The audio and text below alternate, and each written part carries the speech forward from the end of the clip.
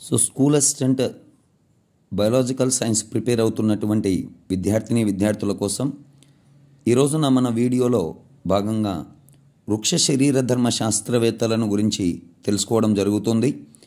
ఇందులో మనకి మొక్కలలో జరిగేటువంటి వివిధ రకాలైన జీవక్రియల గురించిన అధ్యయన శాస్త్రాన్ని మనం వృక్ష శరీర ధర్మ శాస్త్రం అని చెప్పుకోవడం జరుగుతుంది, ప్లాంట్ ఫిజియాలజీగా.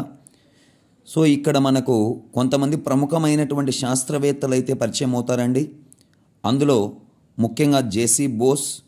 ఈయన రేడియోధార్మిక కిరణాలను గుర్తించడానికి అవసరమైనటువంటి కోహెరెర్ అనే పరికరాన్ని పరిచయం చేయడంతో పాటుగా మొక్కలలో క్షోభ్యతపై పరిశోధనలు, నాడీ స్పందన సిద్ధాంతం, అలాగనే మొక్కలలో ఈ యొక్క పొడవును కొలిచేటువంటి పరికరమైనటువంటి క్రెస్కోగ్రాఫ్ పరికరం అనేటువంటి దాన్ని సృష్టించడం జరిగింది.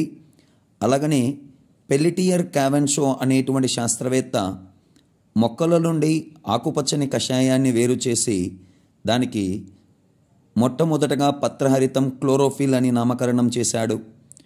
అలాగనే మనం గమనించినట్లయితే ద్రవోద్గమం అనేటువంటి అంశంలో డిక్సన్ అనేటువంటి శాస్త్రవేత్త ఎత్తైనటువంటి మొక్కలలో నీరు పైకి చేరడం అనేటువంటి దానికి సంబంధించి సంసంజన అసంజన బాష్పోత్సేకర్షక సిద్ధాంతాన్ని ప్రతిపాదించడం జరిగింది.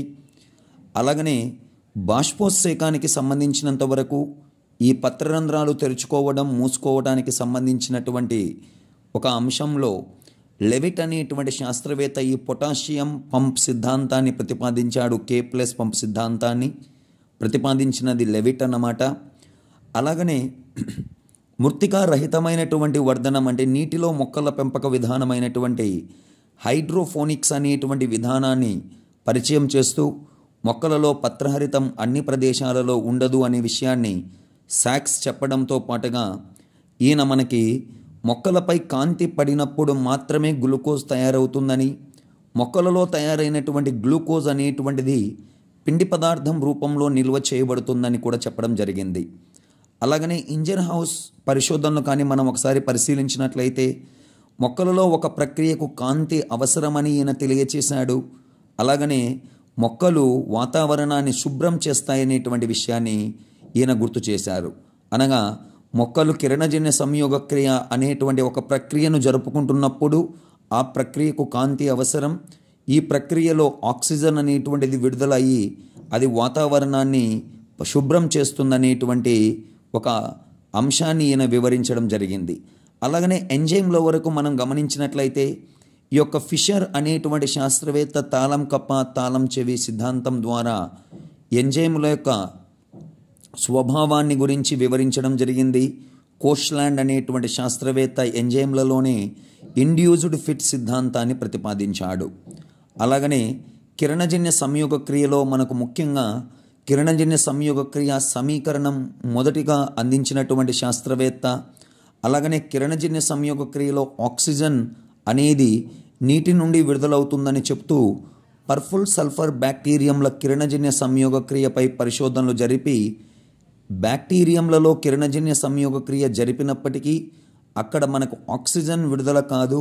ఎందుకంటే ఆయన చేసిన పరిశోధనలో H2S దాతగా పాల్గొన్నప్పుడు సల్ఫర్ విడుదలవుతుందని తెలియచెప్పాడు వాన్ నీల్ అనేటువంటి శాస్త్రవేత్త. ఇక మనకు మొట్టమొదటిసారిగా హరిత రేణువులను వేరు చేసి పరిశోధనలు చేశారు డేనియల్ ఆర్నాన్ అనేటువంటి శాస్త్రవేత్త.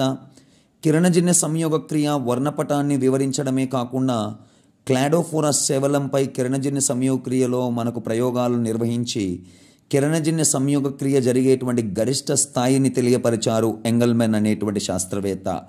అలాగనే నీటి కాంతి విశ్లేషణ చర్య ఫోటోలైసిస్ ఆఫ్ వాటర్ను పరిచయం చేశాడు రాబర్ట్ హిల్. అలాగనే హిల్ బెండాల్ అనేటువంటి ఇద్దరు శాస్త్రవేత్తలు కలిసి మనకు అచక్రీయ ఎలక్ట్రాన్ రవాణాను వివరించేటువంటి జెడ్ స్కీమ్ లేదా పదాన్ని వివరించారు.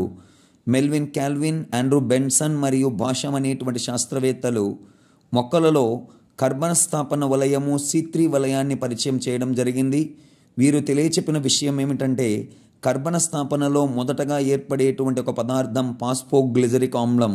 అందులో కార్బన్ల సంఖ్య 3గా ఉంటుంది కాబట్టి C3 వలయంగా పిలవడం జరిగింది. అలాగనే క్రాసులేటెడ్ యాసిడ్ మెటబాలిజం అనేటువంటి ఒక విధానంలో C4 వలయాన్ని వివరించారు మనకు హాట్స్లాక్ అనేటువంటి శాస్త్రవేత్తలు.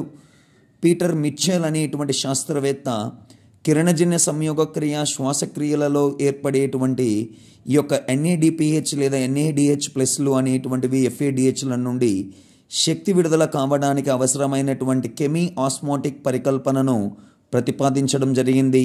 అలాగనే కిరణజన్య సంయోగక్రియలో మనం ముఖ్యంగా అవధికారక సిద్ధాంతం అని చెప్పుకుంటాం. ఇక్కడ బ్లాక్మన్ అనేటువంటి శాస్త్రవేత్త ఈ సిద్ధాంతాన్ని ప్రతిపాదించడం జరిగింది.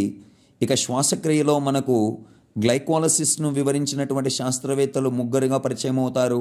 అందుకే దీన్ని EMP పదంగా కూడా మనం చెప్తాం. ఎమ్డెన్, మేయర్హాఫ్ మరియు పారనాస్ అనేటువంటి శాస్త్రవేత్తలు. ఇక శ్వాసక్రియలో మనకు సర్ హ్యాన్స్ క్రెబ్స్ అనేటువంటి శాస్త్రవేత్త క్రెబ్స్ వలయము లేదా ట్రైకార్బాక్సిలిక్ యాసిడ్ వలయాన్ని మనకు పరిచయం చేయడం జరిగింది. వీళ్ళే కాకుండా మనకు ఈ యొక్క వృక్ష శరీర ధర్మశాస్త్రంలో ఫైటో హార్మోన్లలో కూడా కొంతమంది శాస్త్రవేత్తలు పరిచయం కావడం జరుగుతుంది. సో ఖచ్చితంగా మనం ఎగ్జామ్ పాయింట్ ఆఫ్ వ్యూలో ఈ యొక్క శాస్త్రవేత్తలు ఎవరెవరు, ఏ విషయాలను మనకు తెలియపరిచారనేటువంటిది ఖచ్చితంగా తెలుసుకొని ఉండాలి.